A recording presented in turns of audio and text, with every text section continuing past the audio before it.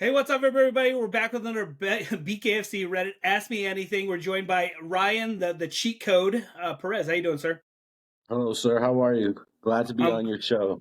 yeah, thanks, man. Hey, so B3 said, why do they call you the cheat code? So that's something I've always wondered too. So I got to give that to Fames, Joshua Okay. Alvarez. So when I was training Joshua Alvarez, I had him sparring at the gym one day, and he was getting beat up, and I was like, "Bro, what are you doing?" So I was like, "Listen, I'm gonna stand in the ring behind you, and I'm gonna just tell you what to fucking punch and what to do, and you just do it. Don't question, just fucking do it." So then we did that, and he started the whole sparring session turned around where he was getting the best of the guy. He was just whooping on him. He's like, bro, it's like literally like you're like a video game guy, like you're playing a video game, like you're the cheat code. And it just kind of stuck after that, you know. Like I gotta give the Fames is the one who gave me that little nickname, the cheat code. He wanted me to, I don't know if I forget the guy's name. He was a WWF guy who used to have the loudspeaker, the loud phone. Oh, yeah, yeah, yeah. The mouth of the He wanted South.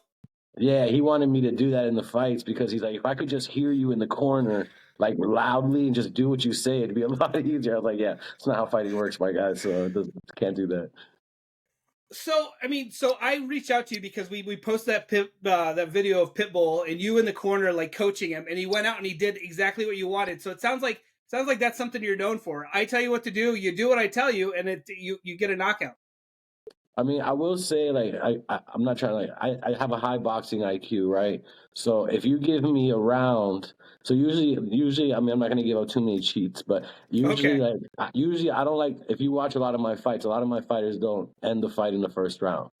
We go two, 3 rounds, something like that.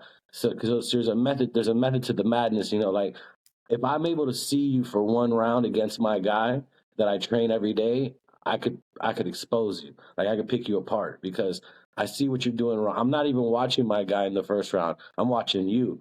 And I'm just watching you and I'm watching with all the tape that I watch of the fighters and I study the opponents. I've already built a game plan against you. So once I see that you're doing some of the things that I was working on, my fighter might not see it because you know he's in the moment. So sure. I'm just watching you and I'm seeing what you're doing, seeing what bad habits you brought to the fight that you've always had. And then by the time my fighter sits down, then it's time to implement a game plan and say, hey, just go out there, do this, do this. So in that Jeremy Smith clip, that kid was a young kid. He was fast. He was Oh yeah. exposed. So he was on his toes. And, you know, Jeremy's an older fighter. So, and Jeremy's style, at first, he was sitting in the pocket with the kid trying to box him. And I'm like, Jeremy, he's too fast. He's just going to run away from you. Like, he's not going to sit there and engage with you. Yeah. And again, like, you know, studying the kid, knowing where he trains, who he trains with, I knew the style. I knew what he was going to bring to the table. And when I seen that they were on that same shit for 2 rounds straight, that's when I had to tell Jeremy. I was like, bro, just put your hands up, walk him down, fuck what he's throwing, just walk him down, put pressure on him. When you get him on the ropes, let's go to work. Because that's how we had to get him out of there. Because there was no way of knocking him out or stopping him in the center of the ring with him just running around. Okay, so how do you feel about that clip in the sense that you want to give your guys this like secret information type of thing, but then you got the camera right there recording everything. So are you okay with it, or like would you prefer them not post Honestly, them? honestly, like you're so me personally, I don't know about other coaches, but I'm so in the moment with it that I don't even see them there. Like I'm not I forgot that I might that's why I curse a lot. Like I would like if I didn't curse as much and say as fucked up shit as I do when I'm on there, but you're in the moment and I forget that I'm being recorded. I forget that they liked me. Like all that goes out the window because like I'm invested with my fighter at the moment. It's like it doesn't really bother me. Like I honestly I've never even noticed that they're there ever. Okay, so you don't feel like it's kind of like a violation between you and the fighter, like you don't care that they post like what you're telling Nah, him, or that was a dope moment. You know, like that was one absolutely. of them. That was one of them. I could say I've had a few of those that they haven't caught on camera, but that was a dope moment that like people get to see both sides. Like, damn, he went to the corner and they actually told him something that was utilized in the fight, not just some bullshit like, oh, you got go kill him, you're better than him. Like, it's like that doesn't do anything. Or you're getting hit with a lot of punches. Like, no shit, he's getting hit with a lot. Tell him how not to get hit with punches. Okay, so Jeremy actually listened to you. Like it's frustrating. It's got to be frustrating as a coach when you see like, all right, if my fighter would just do what I tell him, but he goes out there and he sticks to his game plan that's in his head. Is that an issue, or like you have that trust with your guys that they I really kind cut of do I what you tell cut them? I cut those types of fighters eventually off Okay. because there's no growth. So like you reach a peak with that fighter, like they're stuck in their ways. They're gonna do what they want. So there's nothing you could tell them in the corner that's gonna do shit. So either they outgrew you, because like you don't really outgrow fighters, but either they outgrew you. They think they know more than you. They think that whatever the reason is. But at that point, I feel as a coach, in your best interest as a coach. If you're trying to win, you gotta move on from those type of fighters. Okay, so we haven't seen Jeremy for a while. Do you picture him being back? I mean, is he going to return this year? Is he all healed up? Like, what's the story with Yeah, Jeremy? yeah. So fun fact: when Jeremy fought Houston Alexander, he's a stubborn dude. Like he's a good guy. I love him, but he's a stubborn ass dude. And Yeah. he already had a torn shoulder going into that fight. And Okay. we trained the whole camp with the torn shoulder, figuring, we could do this, we could do that. We figured out a game plan that would work with the messed up shoulder. But it was legit torn. Like he needed an operation, legit torn. So we Okay. get in the fight, round one, round two. He's doing his thing. He sits down after round two, and he's like, "Bro, I think I tore the other shoulder." And I'm like, "Shut up, bro." I'm like, "No, you didn't." And he's like, "I promise you, I think I tore both shoulders." So I was like, "Fuck." So I Yeah. told him that's why if you see in the last Houston Alexander fight, Yeah. there's parts where Jeremy drops his head, slaps his hands together, and lifts his head up. It was just to be able to bring his hands up. And then That's there's parts in crazy. that fight where like he's just going to the body and he's going to the body with one hand because that's all he had. And he almost stole the fight at the end. Like He honestly, he did. almost I feel he could have won that fight. I feel that fight maybe if they would have gone into a sixth round with Jeremy tore arms, he could have died in that ring before he lost that fight. He does have that like you just said, like he'd rather die in the ring than give up. Like that was when I talked to him, he's like, I was so hurt. He's like, but I was not gonna stop. No, listen. So I've been in the corner a shitload of times. So I have like a good relationship kind of with the doctor and BKFC. Yeah. He knows that I have the best interest for my fighters because I've stopped fights for less. You know what I mean? Like I'm like, no, this guy's done. So when he came to the corner and he sees Jeremy's all fucked up, and I was like, Doc, you know I do the right by my fighters. This is the old dog. Just let him go in there and finish it up. And he kind of gave me the nod. I told Jeremy, I was like, that's it. You got to go out there and give it all because they're not going to give you any more. Like you got to fight. You can't take a beating. Yeah.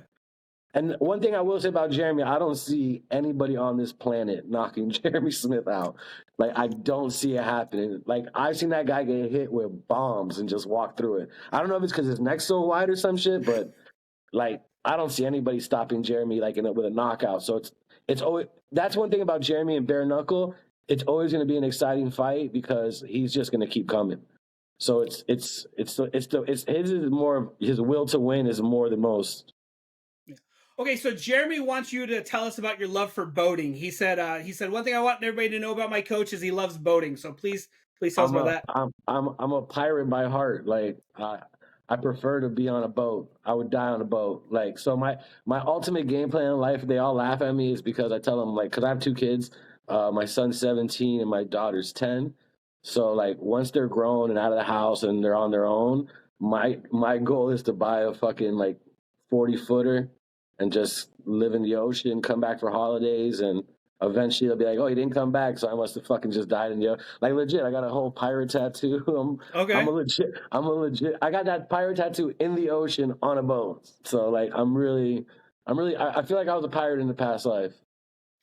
Okay, so I'm going to bring up. So you are the bad boy, the bad guy in BKFC. There's a lot of guys who love you, but I feel like there's even more guys who dislike you. So how did you get the bad boy, like the bad guy persona? I keep saying bad boy, bad guy persona. You're the guy in the black hat that everybody's supposed to dislike. What you got to ask people when they tell you they don't like me? Ask them, what did you do to him for him to not like you? That's what you got to ask them.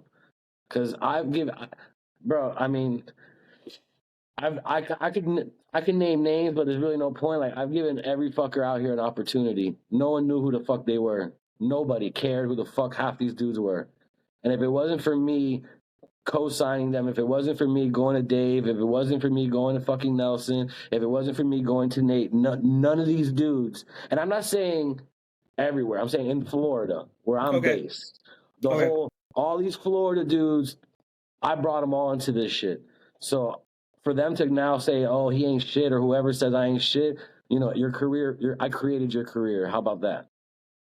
And I created the illusion of who the fuck y'all were. How about that?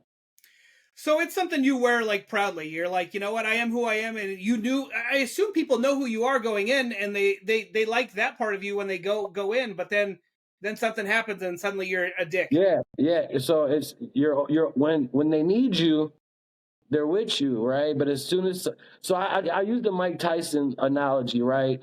You leave the dance with who you came to the dance with, right? So I told you you were pretty in your dress first. I'm the one that dressed you up, put your little lipstick on, and took you to the dance. So then now you at the dance, and everybody thinks you pretty and you cute.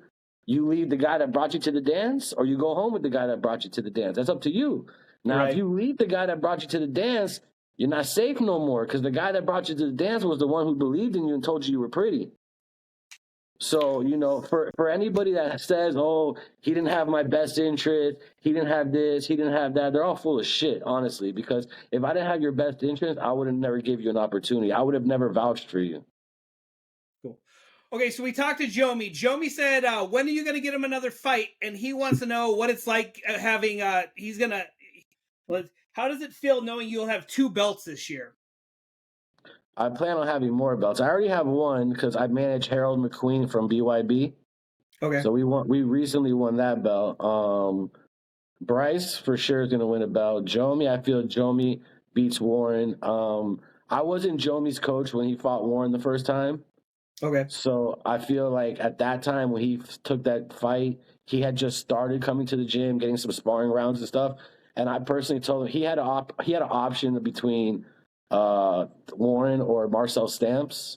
Yeah. And I told him to take the Marcel Stamps fight, but he felt like, oh, you know, the Warren's the guy that they're pushing, da da da da da. I just felt at that time he wasn't aggressive. He's always been a good fighter. Obviously, he has a 9-1 record, but his style wasn't coherent to like that fight. He wasn't. You're going to be the aggressor. He like exactly what happened. He pitched a shutout with his jab on his back foot.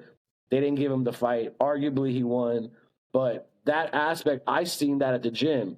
So I kind of knew that Warren was going to push the pressure and he would lose that point on the cards of not being the aggressor. And then you're fighting in his hometown. You're the B side. There's a lot of things stacked against you.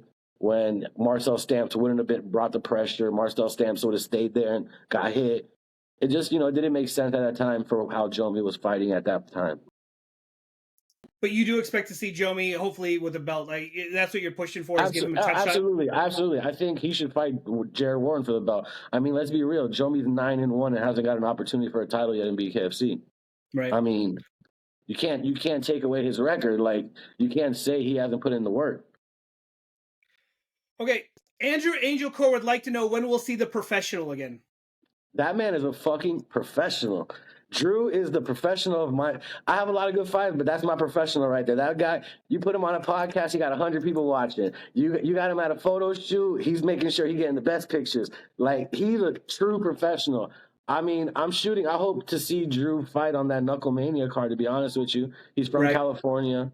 I mean, it makes sense. He's from Barstow. He could sell that bitch out. So why not put a local guy that's been growing on your promotion who, is 5-0 too? Right. I mean, makes sense. Okay, so I think he should fight Bobby Taylor. Yeah, I know he's pushing for that fight too. Yeah, he should. I mean, him and Bobby Taylor are both in the same weight class right now. Bryce and Soto are in their weight class. I would say let Bryce and Soto run it, then let Anglecore and Bobby Taylor run it, and the winner of those fights fight each other, and then whoever else comes up along that after that, then I feel that they should get the opportunities too. How long have you coached the Henry brothers? Since they were 15 and 14. And like did you search them out, or they came to you, or? Nah, so I was a boxing coach at a police athletic league.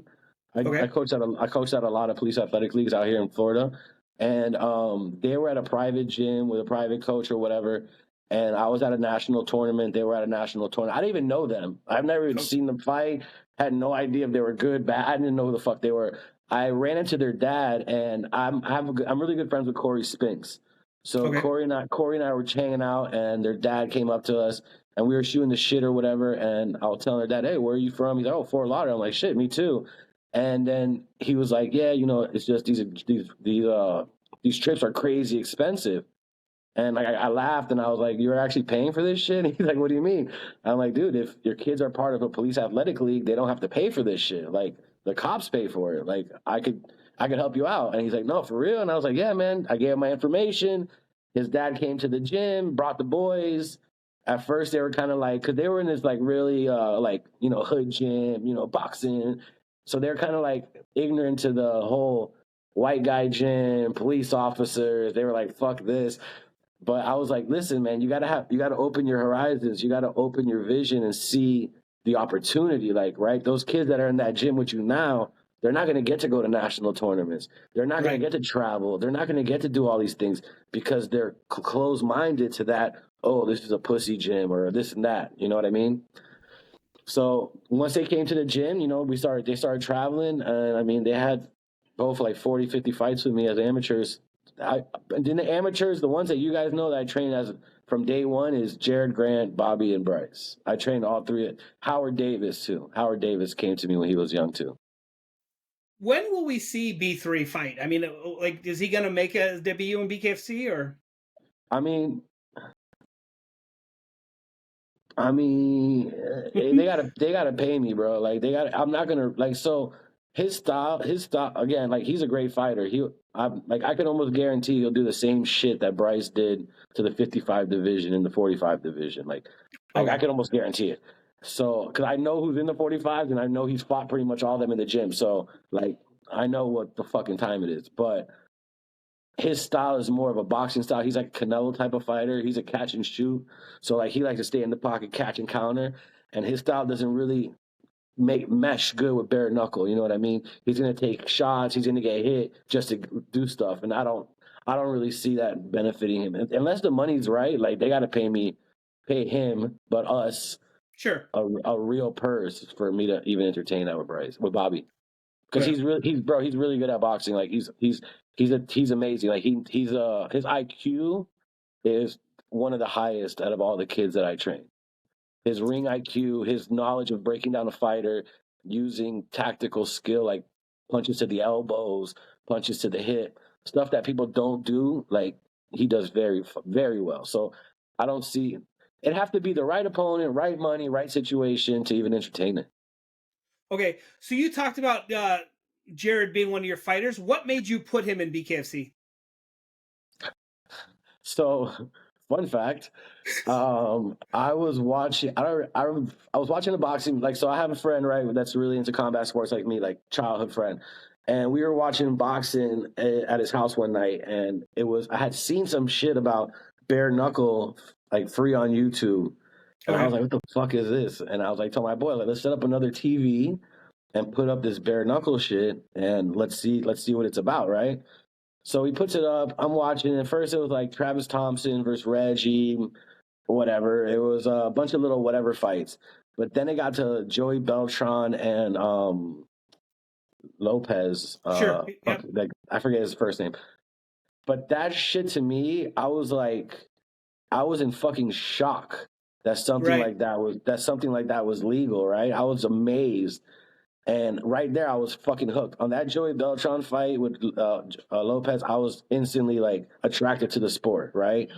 And at first, I was trying to get Howard to do the bare knuckle because he was interested, and I knew he was super marketable. I wasn't trying. Jared is more of a hermit, more of a loner, but I knew Okay. Howard had like the street credibility. He was marketable, so I was going to put him in bare knuckle. Fast forward a few weeks, I started reaching out to people that I know in boxing, and I was like, "Yo, who's in charge of this bare knuckle shit?" Boom, boom, boom. They pointed me around. They're like, "Oh, this guy, Nelson Lopez and Dave Feldman." I was like, "Okay, cool." I knew Nelson from boxing, so I called Nelson. I said, "Hey, bro, I got some kids that I want to put in this shit, right?" And at that time, they were kind of like, "Nah, we don't want to put kids from the amateurs into bare knuckle." Blah blah blah. They were very against it, right? Okay. He came to see Howard fight. Howard didn't have the greatest of performance at an amateur fight that time, and he was just like, "Nah, give him some more time." Blah blah blah. The shit went to sleep. Then a few months went by and COVID happened, right? And then when COVID happened, prior to COVID, everything like the boxing stopped, everything stopped. Okay. So I had Jared, and I turned Jared, Bobby, and Bryce and Howard all pro because their Okay. amateur system was over. Like they weren't doing shows and shit. So I turned them all pro. And then I reached back out to Nelson. I said, look, let's wait on Howard, but let's put Jared in there. And I guarantee you he's going to fuck some shit up. Like there's the 135, he'll fuck some shit up. So he was like, all right, let me talk to Dave. And then it literally took like 3 months of like back and forth. Like it was fucking ridiculous because he was a kid turning pro with no Right. professional experience. So they were like very on the fence with that shit. So when Jared actually they allowed him, he fought Josh Boudreaux and he beat the shit out of Josh Boudreaux. It's like I feel like Jared was the gatekeeper for all these guys who have no combat experience now in bare knuckle. Because Right. if I didn't push that agenda on Dave, like bro, how cool would it be to have a kid with no experience in any combat sport, just a bare knuckle pro, not a MMA guy coming to bare knuckle, not a boxing guy coming to bare knuckle, just a bare knuckle kid. And then they let it go. He went 5-0, won the belt, lost to Reggie, and then the Dodson loss was just fucked because the weight cut. Like he was never going to make the weight cut. We honestly took that fight based on like the money they were offering us, and we weren't going to see that money. So I told him, I was like, bro, the hardest part of this fight is the weight cut, and that's really what beat him. When will we see Gotti again? Shit, your guess is as good as mine. I mean, Okay. I got him. He's having his professional debut in boxing this month, at the end of the month.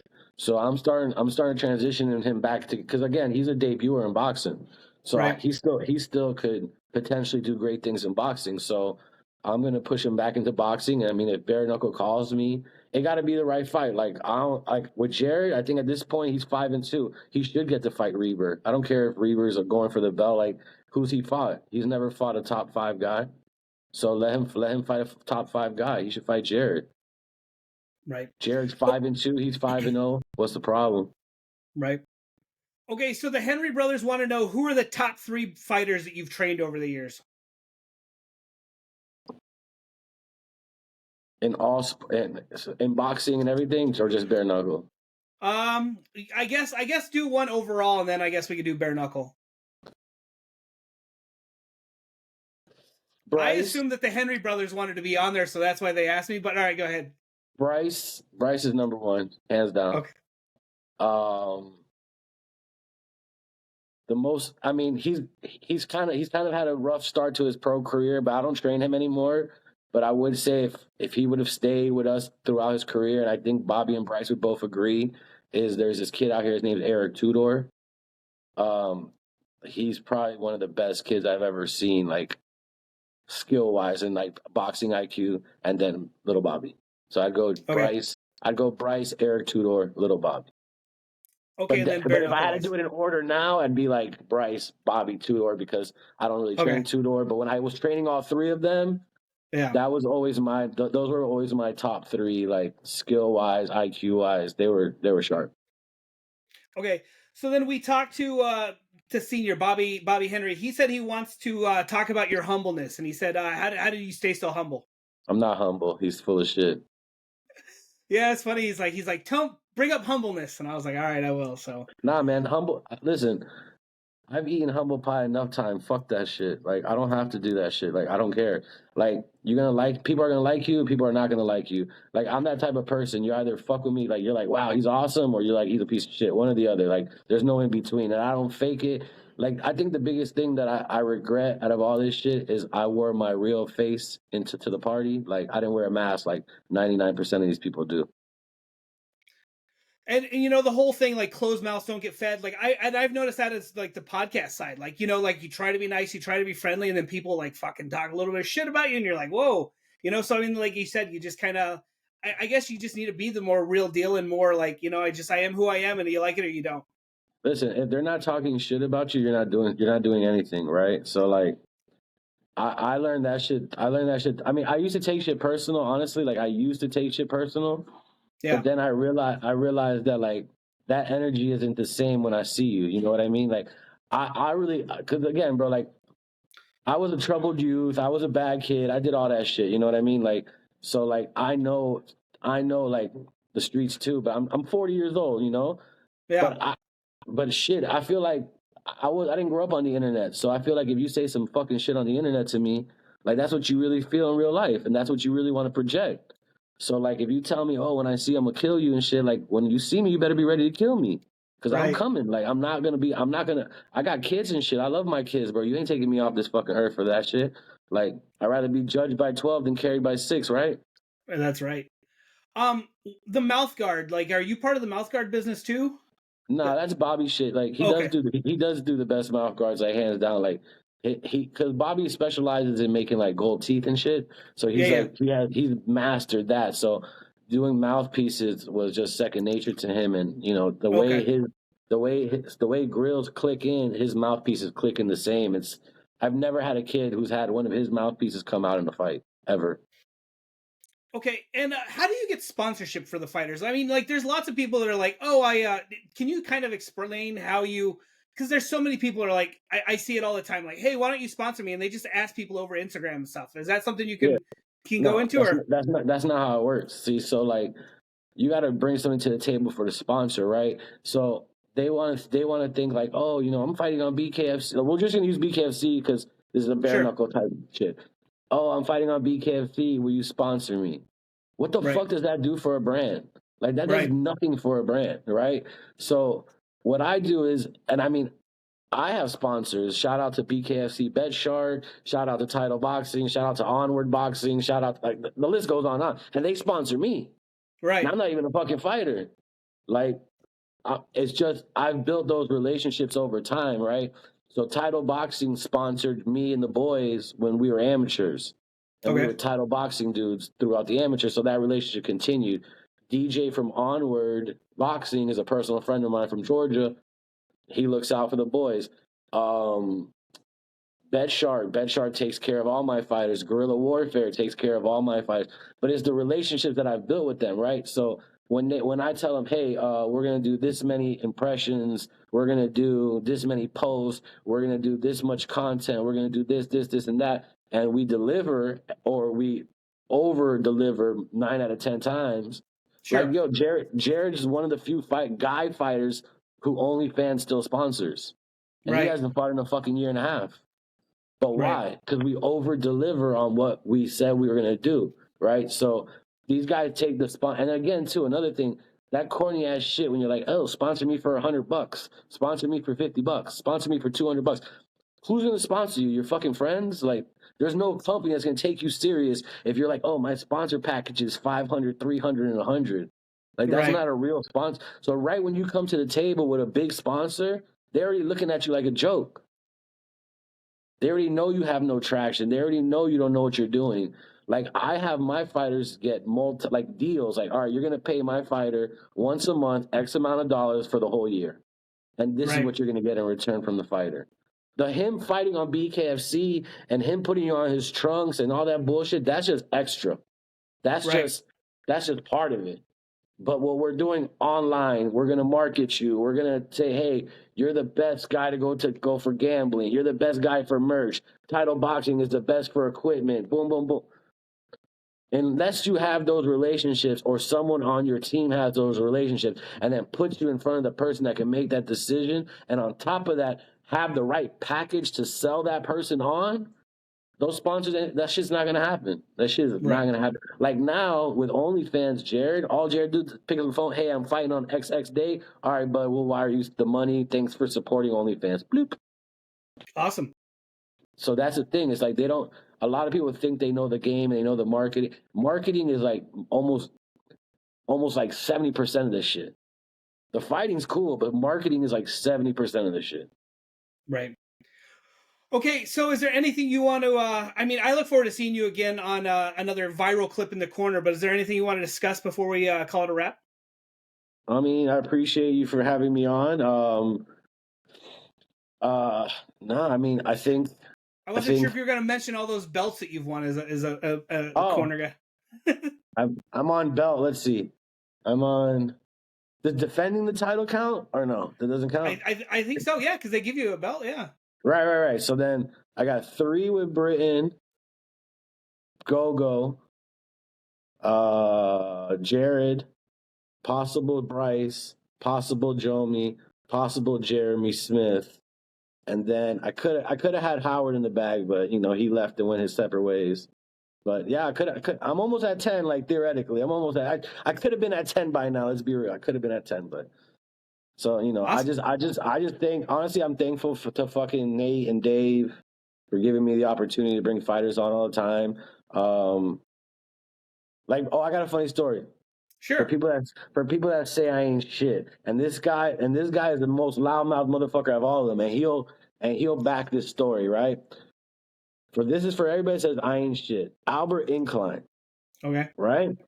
Albert Incline lives in Arizona. Albert Incline, before he was in my fucking DMs all the time, talking crazy, like, I'll beat the shit out of Jared. I'll beat the shit out of Jared. Like, he was an amateur. He had no professional experience, nothing. He was a fan. And I'll beat the shit out of Jared. I'll beat the shit out of Jared.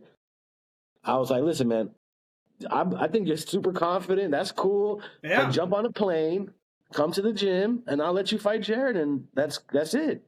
This fucking guy jumped on a plane, flew to Florida, met me at the gym with his luggage and shit. Swear to God, climbed in the ring, got beat to dog shit by Jared, and then I trained him for a day or two, and then he flew back to Arizona. And then a few months went by, and then Nate called me, and Nate was like, "Hey man, who's this fucking kid Albert Incline? He says you'll co-sign for him." And I told him the whole story, and I was like, "Yeah, bro, give the kid a fucking shot, bro. Like, Yeah. he was a nobody. I was like, bro, give the kid a fucking shot. Like, the kid really wants to do it. Like, he really believes in himself. Like, give the kid a fucking shot." And from that, I was able to get Albert a fucking opportunity in BKFC, got him his first fight in BKFC, all that bullshit. Fast forward. Tells me I ain't shit, blah, blah, blah, all this bullshit. Right? Fast forward. I ain't shit. Oh, because I tried to put him into a boxing match, and he's like, "Oh, I'm going to lose that boxing match. You're trying to fuck up my record." I was like, bro, he's a loony bin. So I was like, whatever. Then boom, he comes back around. "Oh, can you manage me? I fucked up before, yada, yada." Bring him back. Say, "I got you, Albert. I'm going to take care of you." They offered me a fight for him against the guy, I don't know his fucking name, the guy that's fighting John Dodson now for the title. Oh, sure. They offered me a fight with him against Albert. Last minute, like week notice. And I was like, no, I'm not taking that fight. I'm not going to get Albert beat by this guy on a week notice. Sure. Bro, lost his mind. "You don't believe in me?" I was like, okay, Albert, whatever. Left my management, right? Yeah. Fights Chris Garcia. And on my dead mom, he can't say I'm lying. Fights Chris Garcia. After his fight, a week goes by. Who reaches out to me and says, "What did you think about my performance?" So am I that big of a piece of shit that you jumped ship? I gave you an opportunity. I did all this shit. And then you hit me up to see what I thought about your performance, and I give you my honest piece? Right. So for all those people that say I ain't shit, Albert Incline is living proof that whenever you do whatever, I'm still help everybody. I don't listen, I don't hold no grudges with none of these motherfuckers. Like, life's too short to worry about that shit. And I think really that's what bothers them, is that I just keep it moving. That's really what bothers them, that I'm not rah, and they can't rattle my cage. That's kind of what I think bothers people the most, that I don't get rattled easily like that. Can't really stress me out with stupid shit like that.